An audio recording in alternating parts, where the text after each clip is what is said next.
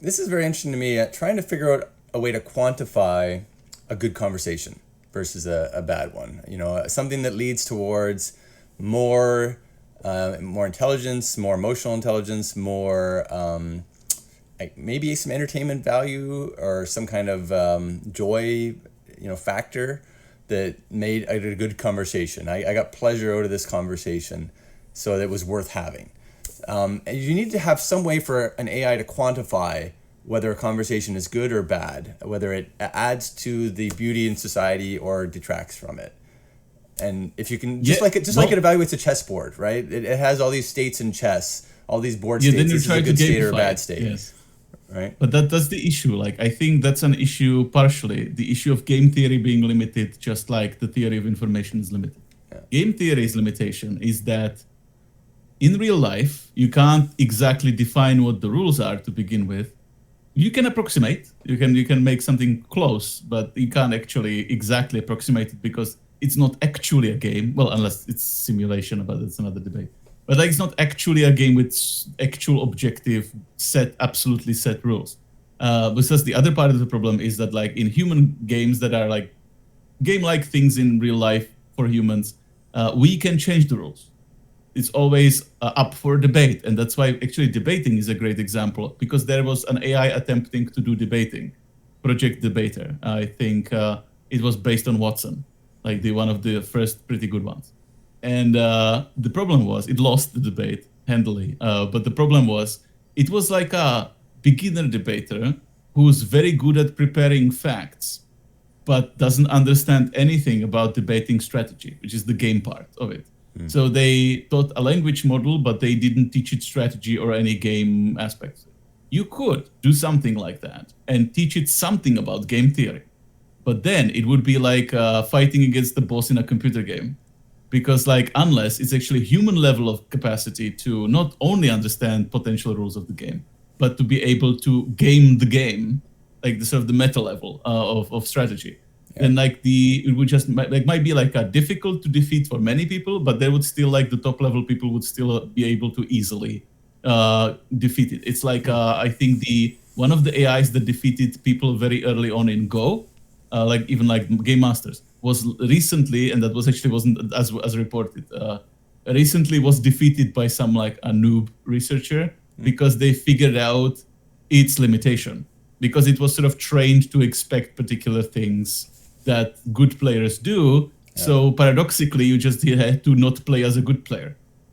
And that's how you would defeat it. And that's like, I think the interaction with humans and the AIs in real life is probably going to be like as the AI is approaching advanced general intelligence. And in conversation, the issue is, I think, actually, because I always keep getting back to the astrological model, because I sort of secretly suspect it's some sort of super ancient advanced alien technology that was just given to us thousands of years ago, and just we have to figure out what it is, because it is the best model for this. Because in astrology, you have conceptions of like something's pleasant and something's unpleasant, but it also has a meta conception of, well, but the pleasant thing is sometimes not constructive and the unpleasant thing is sometimes constructive. Because if you try to do sort of like more stupid modern science, modern social science, modern psychology based things, that they would focus on the pleasure. Like in most social media metrics is like the feedback of the type of like, did I like it? I give it a like, I give it a dislike. But just like liking, disliking is the sort of dumb level. It lacks the meta level of like, but something you like, something that's not good for you and you don't actually want. And sometimes you dislike something that's good for you. And that's sort of the counter distinction of like pleasant versus constructive. And so if you had a model like this, because I think like so far, the people doing the AI sort of, it's always the thesis, antithesis, and the module is synthesis, 3 steps. The first step is like we have a theoretical model for the software, so it's not AI. We just have like a set program, and that's based on our model that we have of a thing. And that's how we made software.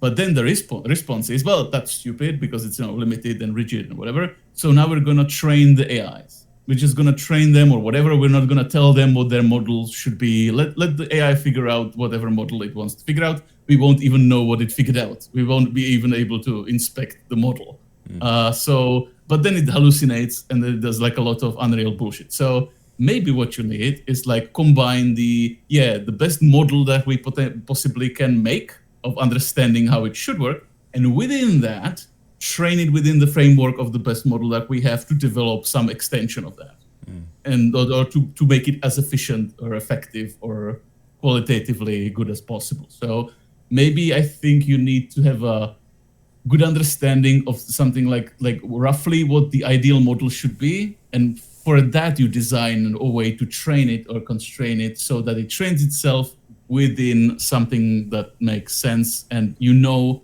the limitations of how it can work or not. Like the movement for, always forget what it's called or the person behind it, but there's this whole movement like we should make AI and understand what it does.